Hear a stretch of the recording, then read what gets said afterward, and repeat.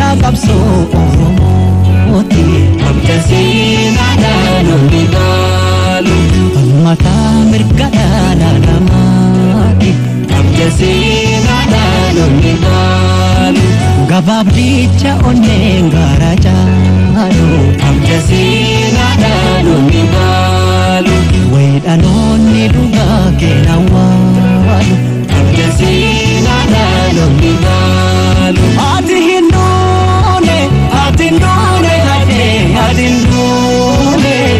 duune hajee ati hin duune hajee ilmoon deessa ati yoomuu jirta barnu keessa nu keessa marmarta nagaa duutees ni jiraata nagaa hinaaftu gumaan kee nagaa lammiite jibbaata nagaa galaata seenaa kee nagaa ni guddis nalmaan kee nagaan sitti lama seenaan kee omgama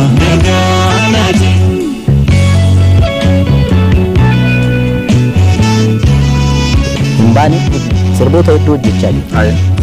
rakkoon qabu waan ka'uu hundaaf kadeebii ta'uu hedduu jira guyyaan itti ba'u gaafa ba'u bineensi bineensarra caaluu namaa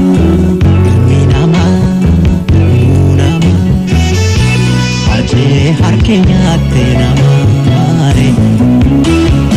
eenyutu amanama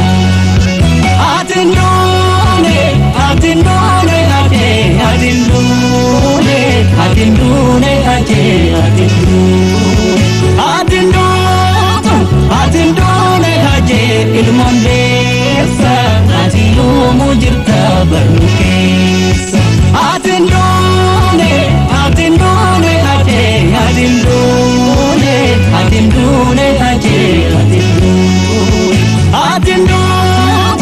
ati nduune hajee ilmoon deessa ati yoomuu jirta barnu keessa Oromoof duuta ofiif hin jiraanne Abda seenaadhaan onni baalu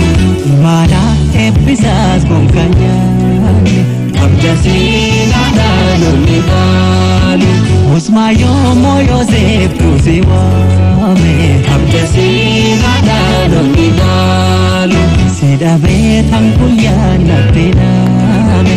Abda seenaadhaan onni baalu Ati hin duune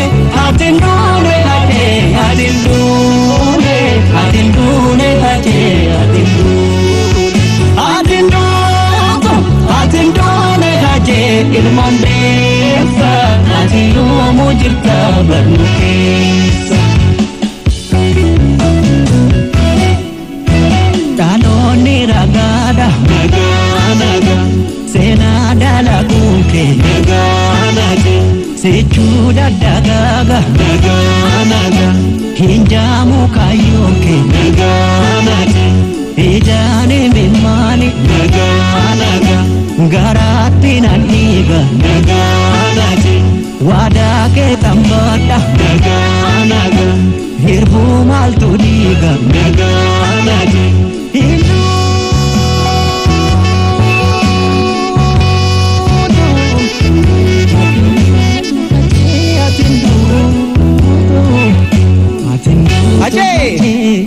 Hacaaluu irmoon deessaa